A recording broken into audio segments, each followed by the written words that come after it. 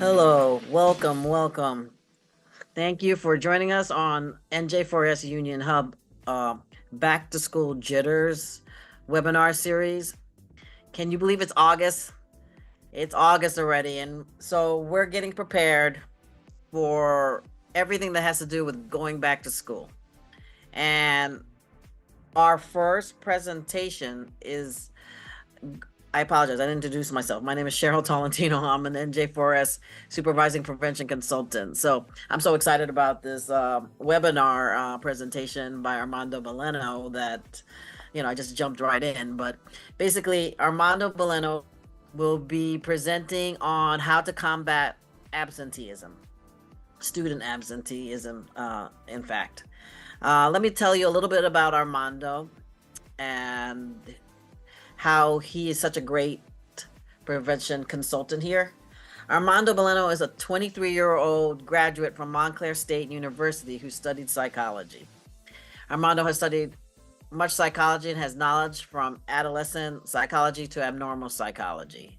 He is a music lover whose interests range from rap to K-pop. He has traveled to the countries Nicaragua and Colombia, where his parents are from, and has seen the despair of mental health services not being met in those countries. He hopes that eventually he'll be able to tighten the gap between those who don't have the means for mental health help, but by doing the work here and in his future career. Armando has struggled with his own anxiety and depression and hopes to help people with their mental health to repay what he has learned, and hopes to build a bridge of understanding and communication with others. So, with no further ado, I present Armando Beleno. Thank you, Armando. Thank you, Cheryl. Thank you for that wonderful, lovely introduction. Just give me 1 second while I share my screen with all of you guys. All right, guys. So first off, I want to say thank you so much for coming to my presentation.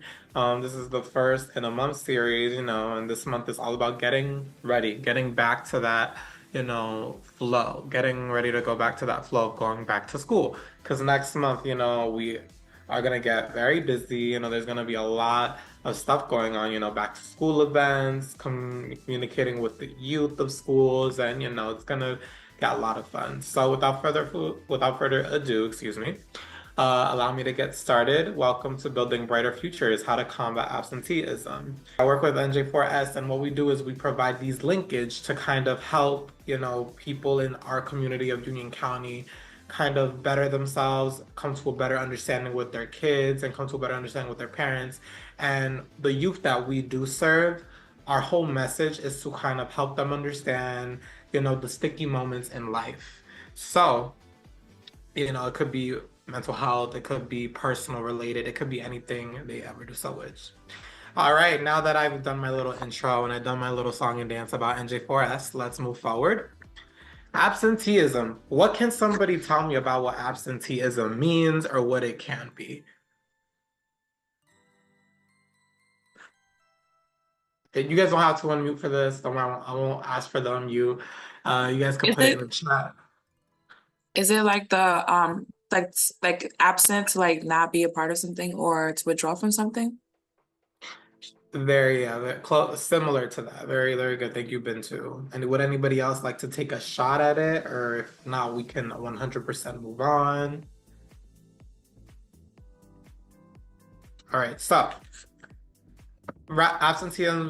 absenteeism refers to a student being absent from school. Absences can be motivationally based, so it could be poor relationships with other students, academic failure, and it could be structurally based, so having to work during school.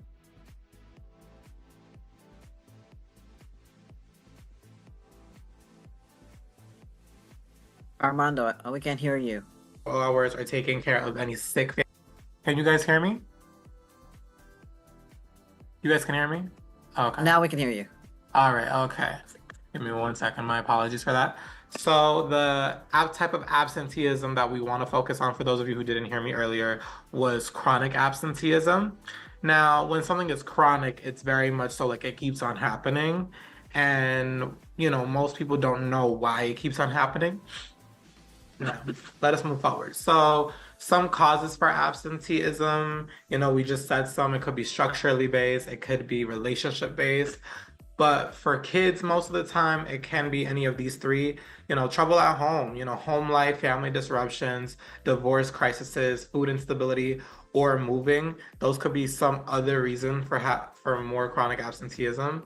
When you have those familiar relationships that are not being supportive at home, it makes it very difficult for you to be stable in your day-to-day like school life. And I feel like we can also mirror that, and we can also see it with our work life. Whenever something is going on, it usually manifests in our work life. That's how we always preach to have that work-life balance. Bullying. A lot of kids at school, they don't want to go to school if somebody is going to perpetually, verbally abusing them, or, maybe it could be physically abuse. And sometimes bullying could extend, especially nowadays with the rise and risk of social media bullying. They could be cyber stalked. They could be, it could be leading them directly into their home life.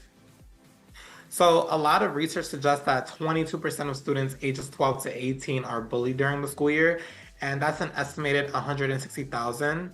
They all take unexcused absences from school every day because they are being bullied, and that manifests that way because, like I said before, they don't want to attend school and deal with the actual face-to-face bullying. And last but not least, I feel like nowadays we talk a lot about mental health, and chronic absenteeism happens more so because people who are exhausted, burnt out. School could get very stressful, especially nowadays with the rise and the risk of taking all of that back to your household. It's very hard for kids, because their prefrontal cortex is not fully developed, I believe, until they are 25 years of age. So they don't understand how to differentiate between, okay, this is school, this is my personal. And I feel like what I've seen in recent years is that this generation, Gen Z, if you will, they are getting very good at differentiating, I am kind of a Gen Z. I know. I like to say it's called protecting your peace, and I feel like there is a rise in that. Now, studies show that students struggling with mental health are more likely to miss school. The Center of Disease Control notes that the most common mental health conditions affecting children today are depression, anxiety, and attention deficit hyperactivity disorder. And of course, behavioral problems. And all of this can contribute to skipping school days, as well as social issues. And another complexity for students trying to navigate their adolescence is definitely social media and cyberbullying. And all of this can be severely harmful to a student's psyche. As young people, they're trying to figure out, who they want to be, and, trying to identify themselves, through that identity. And they're also trying to make those social interactions. So all of this can definitely hinder their development. All right. Now, these are just warning signs that, I found very alarming and very interesting because we don't really talk about it as much as we should. But let us jump into this. So this is data. This is from the Department of Education. Now, I blew it up a little bit on the right side because I don't think you guys can see, the categories. So overall is the top part. Then we have white, Black, Hispanic, Asians, American Indian identifying, Pacific Islander identifying, and then 2 or more races are at the bottom there. Now, for those of us, who I feel like we all know how to read a graph, but if anybody would like to answer, what group do you guys feel like you see there that's more identifying with, being absent and not being there at schools?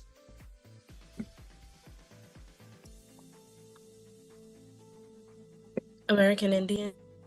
Yeah, well, I was very surprised by that fact because I thought, I was like, I don't really hear about, American Indians. I mostly hear about, the Black and the Hispanic community. So when I was researching more about this, I found that, a lot of the data was saying that particular groups of students are more likely to become chronically absent, knowing that this can actually help educators when students exhibit certain attendance-related behaviors like tardiness to school, tardiness to class, or of course, in this case, chronic absenteeism. Educators can read these actions as early warning signs of an impending chronic problem. And, this is where, as educators, people need to really take action. And going back to how Americans are definitely a leading, cause as students.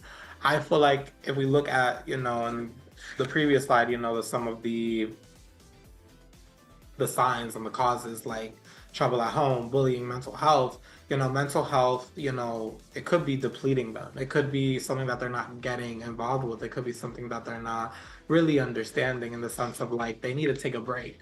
And sometimes the lines are very, very blurred of where is the break starting and where does the break end. Let's move on. Tardiness. So according to Schoolmint, which is a very reputable website, tardiness often becomes a precursor for absenteeism. Oh, my apologies. I'm getting ahead of myself. All right. So precursor to absenteeism, and this reduces partial day absences and tardiness. And all of this deserves our attention as well. There's a reason I put this photo here because I feel like most teachers assume that a student is either being late for a couple of reasons, whether it be they don't want to attend class or they were held up or caught up, but nobody ever really takes into account why is this person late? Like, is it home life? Is it this? And I feel like this is where we really have to urge educators, not that they're not doing so already, but they need to really recognize, all right, these might be some effects. This might be something leading to a reason why they're being late to my class. Like, are they being bullied? Is there somebody in my class that's, being a little bit more abrasive and rude to the student who was tardy? These are just some things that, we also have to look out for. It's not just the educators. History in the past. Now, research indicates that behavior patterns, even years in advance, can persist long term. So, say for instance, they are in middle school and they are being late and they are, being absent, and then it stops for a while. There is still that possibility that later in their life, they may continue to do that and it may trickle into their professional life, when they get an actual job. So finding a strong relationship between sixth grade attendance and the percentage of students who graduate on time or within a year of their expected high school graduation. Now, this fact I found very interesting because it was just kind of like, you're telling me that there is that small sliver of middle schoolers versus high schoolers that are either getting their diplomas or not getting their diplomas, or if there's this slight chance that they might not want to graduate. It's just something to very much be aware of. One, I say this again,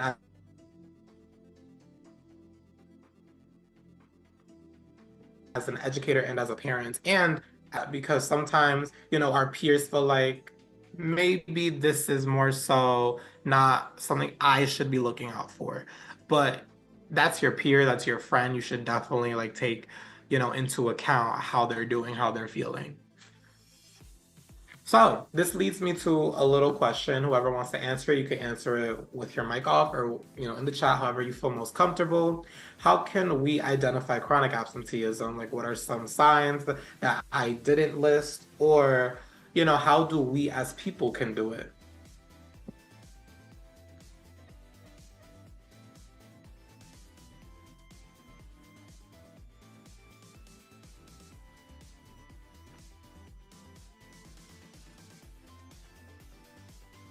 I guess, a suggestion would be just to see their engagement in school and even extracurricular school activities, or even like seeing how they build relationships with their peers. Because if you have someone who doesn't have a lot of strong friendships or develop any kind of friendship, they tend to be loners. There's probably a strong possibility that that person doesn't want to go to school, because I know that especially in middle school and high school, peer relationships are so important. That's one of the reinforcing factors to going to school is just to see your friends there. Very true. Like school has that social aspect that we all need to build, we all need to practice. So thank you so much, Cheryl, for touching upon that. I see in the chat, Julia said, making sure no student is looked over. And I feel like this is something that, some educators, some people, they tend to do, they tend to focus on the kids that are either doing better or are contributing more. I know for a fact that some kids, they may not be contributing, but they're still listening. They still are absorbing that information. So it's very much so being able to pick up on that and maybe going the extra mile and pulling them aside and kind of be like, hey, so I saw that you were paying attention. Did you want to talk to me about it? Maybe they didn't want to, but that does open that line of communication. I was like, okay, they're acknowledging what I'm thinking. They're acknowledging my facial expressions, reading into that. I see also in the chat when he says, taking notice of students with issues in the home and their attendance. Very much so. I feel like there is that correlation between home life and attendance. And if you look at recent research, it does say that some kids are absent because, their mom either went to the hospital or they had to take care of their brother and sister because their mom had to work an extra shift. And I feel like one thing that we also need to talk about, which I've heard from time to time again, is the ACEs, adverse childhood experiences. Now, that can be, they could be with a single parent, or they can be living in an impoverished neighborhood, or they may not be getting that line of help that they need. And I feel like just doing this, looking, okay, they're being absent because of X, Y, and Z. I feel like that's what makes somebody, better in the sense of being able to acknowledge, being able to identify signs. Oh, somebody else in the chat. Perfect. Jen said, instead of jumping to the disciplinary action for absenteeism, some one-on-one follow-up or referral behavior services could help identify root causes. Yes, thank you, Jen, for that. I feel like that's very good. I feel like, we help with that a lot with tier 3, the clinicians, they're one-on-one. They are called for that. So I feel like that's very helpful. So, we're a good source of that as well. As I feel like some students, they want that one-on-one with their teachers because they have that little bit of connection, they see you on a day-to-day, because you built that rapport. So I definitely agree with you, Jen. Sometimes it's not about asking the principal or vice principal, like, how do I do this? Sometimes we need to think about, okay, I'm a person, this may be a young person, they may be a kid, a child, but they have feelings. So thank you, Jen, for that. Rachel also said, allowing a safe space for this conversation that happens so we understand the child. Perfect. I think that's so good because if you're saying, let me talk to you outside of the class. I don't know about y'all, but I was pulled outside of the class so many times. And I was like, what did I do? I'm just confused as to why it's me.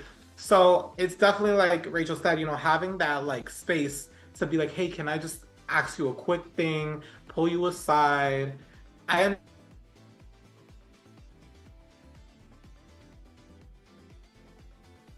Armando, can you repeat yourself? We lost you a little bit. I understand some educators feel like I need the other person. So thank you, Rachel, for that. You unlocked the core memory for me being pulled outside. All right. So does anybody have anything else to add? If not, we can move forward. All right, we can move forward. So these are some very good ways to identify. We have administrative data. Now, administrative data is all on school attendance. It also contains the information on the groups of students who represent only a small percentage of the total student population. So this could be student with a specific ethnic background. So, Black, Hispanic, American Indian, Asian, or any type of special needs. Now, it's very important to not overlook that because there are many kids who struggle with, I don't want to call it a disability because I don't like that word, but they struggle with, something that others don't, I guess is the best way I can put it, whether it be, ADHD or anxiety, depression, any mental illness. Another way is by helping parents staying aware. Because sometimes parents, like, I'm not a parent, but I know sometimes for parents, it may be helpless when they feel like they can't help their child. I see it on the looks on their faces, and they're just like, what do I do? What can I do? And, it's important to push to them that they just need to have a regular and open dialogue with their child. And that's the best way that you could deal with that chronic absenteeism, as well as, professionals and educators having that open line with parents, being able to say, hey, listen, this is what's going on with your kid. We need to handle this together. I'm roping you in, and I'm sort of doing this with you. I'm not working against you. And now this allows schools and caretakers to identify and address the root cause of any missed school days. And last but not least, like I was saying earlier, their peers, the students also, schools provide an incentive to students who have good attendance, such as a certificate or award. Incentives are a great way to motivate a student to come to school regularly and help create a positive school culture and value attendance. Now, there's a reason why they give like special attendance awards, because it's a good way to keep that keep a kid kind of like roped into coming to school. And I know a lot of people are like, why should a kid need like a reward to like come get their education? And it goes back to, they're having trouble outside of school. Like, yeah, education is important, but it's also important to understand the needs of each student, of each kid that, you are trying to reach. And I feel like by having a small incentive such as that keeps, the kid coming back and keeps them engaged in school. Now, the next thing I want to say is just, I feel like I've pushed this so much, is like, this is just a call to action to any educator, is to kind of just be aware of these signs and kind of understand that, you know what, maybe I have overlooked this, maybe this happened, but in the future, I'm going to take the reins and kind of realize what's going on. Whether it be, something small as, talking to a kid, or it could be something bigger as making a call to home. I know sometimes it may not seem very doable, or it may seem a bit brash and a bit much to call home. But sometimes I feel like taking that extra mile, showing that you care, does help. Now, our next portion of the webinar is a little bit interactive. So if for those of you who want to participate, please participate. I have a little scenario for you guys. Now, this scenario, would anybody like to read the scenario for me?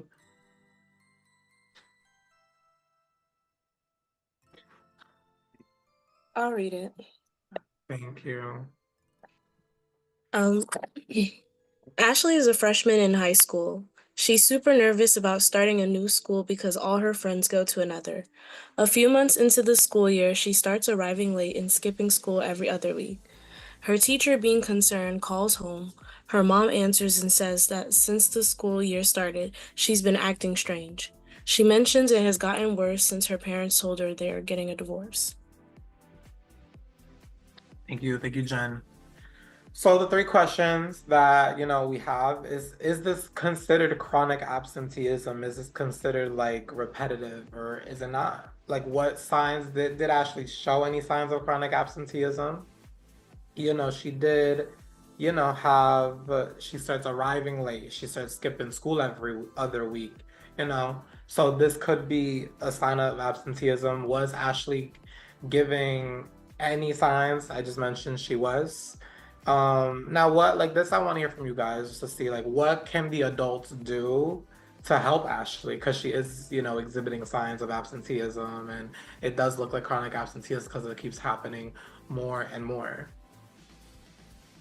I believe, like, as a former educator, the signs were there in the beginning. For one, she just started a new school, so maybe she could have like joined some clubs or things of interest just to like avoid this from happening. Also, when she started arriving late, phone calls and notices should have went home so that they could be notarized that she's like coming in late. They're seeing the pattern, and then once it, if it didn't get fixed as it obviously didn't. She started skipping school every other week. So then I would have took the next step of like the teachers and things of that nature. So I feel like it definitely was the beginning signs of it. Um, and if someone would have kind of caught it in that beginning stage of trying to connect with her and seeing, okay, what's going on? How can we help you? Because I believe that clubs and meeting like-minded individuals do help children, especially in high school, because it is a tricky stage. So I definitely believe like if they would have caught it kind of early on, um, parents as well as educators, it would have definitely benefited her. Right. Thank you so much, Jasmine. I feel like that's a very good way to kind of see it in the beginning, like you have to be able to like get somebody into school, give them that kind of incentive. And I feel like, getting someone into their clubs, getting into somebody to talk with their friends, having those like-minded conversations, those like-minded individuals, having them around is a good way to kind of pull her out of it. And I can see here that, like her teacher did eventually start calling, but I feel like once she starts seeing it, like maybe in the first, she could have caught it in the first couple of weeks, and I feel like it's a good thing that we put that out there. So I'm looking at the chat here, and Brianna is saying, also allowing Ashley to spend with her friends from her previous school while also making new friends. Having a community is important, and friends can be that community. Exactly. Thank you, Brianna, for that. I feel like, having those friendships, they do make your adolescence a little bit more fun and a little bit more durable, depending on the type of friends that you have, of course. So thank you, Brianna, for providing that wonderful input. And thank you guys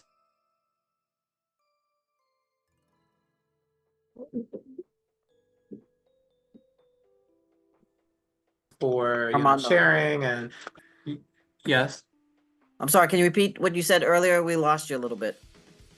Okay, so what I was saying earlier is that it was very important that the teacher had caught it maybe earlier, maybe 3 weeks in. So I was just saying thank you for that. And I was also saying thank you to Brianna for providing her input on how friends are important, because they really are. They do make or break your adolescence.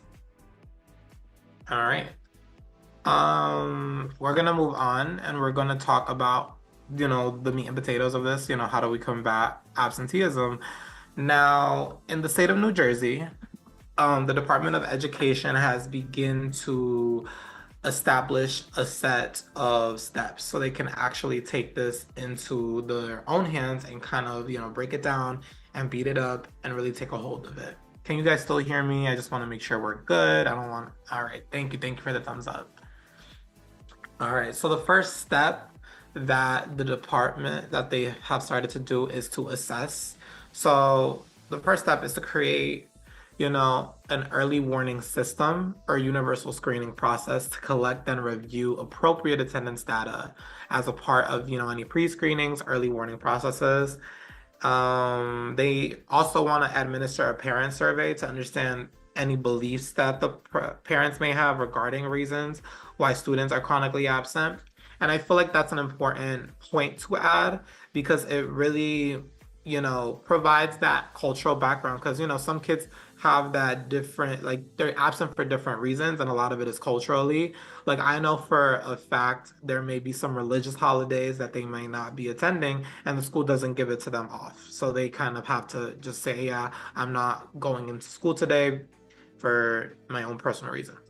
Now, I also put on the screen here, available attendance status should be analyzed before any other steps are taken. And when I was reading the plan, I was like, this is very important, because this allows you to compare previous trends with how things are going. And I feel like that's how data works. We look on the previous so we can see how we might see the future. The second step is they want to build and reflect. Now, when they build and reflect, they want to, what this means is basically looking upon the past and adapting any supports from the school in response to identifying any large-scale areas of need. Adjustments are made to any district, school, classroom processes, practices, and protocols to improve district attendance.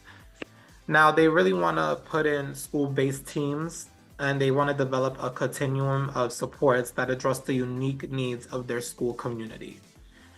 Now, they also want to consider the supports provided to all students and target supports that could be provided to students facing common barriers to student attendance or student identify as a risk of being chronically absent. Now, these steps, they seem like a lot, but it's more so kind of being present and being able to identify what's going on. And the next and final step is they want to implement and monitor. So what that means is they want to be able to put this into effect and, you know, visually see how it's going, visually check in with everybody and see how on the basis level in the school systems it's all being carried out. So they want to monitor this district and school performance and response to any universal supports and targeted interventions and to make ongoing adjustments as needed to students and district level action plans.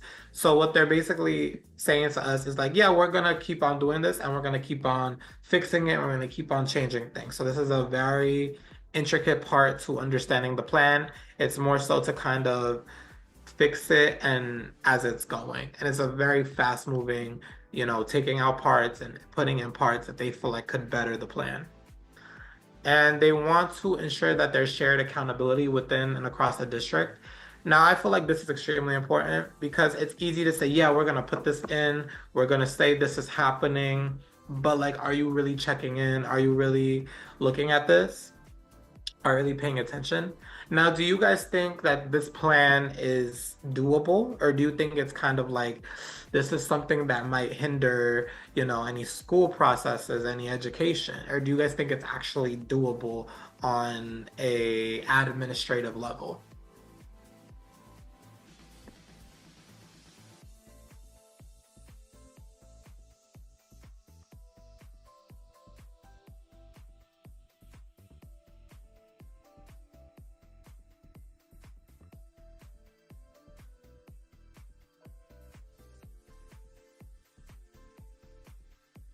I think it's doable if you know, I know schools are invested in making sure they have attendance because it affects their funding, correct? So it really ties into making sure that they understand what are all the factors that contribute to absenteeism and making sure that the community, like they said, district and community, if the community has a buy-in to assist them in addressing that, because if it's due to poverty, if it's due to, you know, parents not being available to encourage their children to attend, or if it has to do with maybe caretaking issues, there could be multiple factors. Each school district has to analyze what they are, but they really have to really work with the community, see if they can address all the factors that might be affecting, you know, absenteeism. Right. Thank you for that, Cheryl. I 100%, like in my own personal opinion, I feel like this plan is very strong and it is doable, but at the same time, it's like it's the execution. It all goes down to how you execute it. And are you going to be able to monitor everything? Are you going to be able to ensure that the basic principles of your plan are being carried out? And are they going to be, you know, done accordingly? And it just goes back to that monitor stage. Like, you know, you gotta watch, you gotta develop it. It's like having a child. I feel like, you know, you have to watch your child. You have to, you know, foster it, healthily develop it. I feel like it's a good analogy. Rachel has put in the chat, with proper education and training to launch this program, it would, I believe it would be successful for combating absenteeism. Thank you, Rachel. I feel like it has its success factor, but it all depends, you know, on what I said in the past. So would anybody else like to comment on it, or what do you guys think?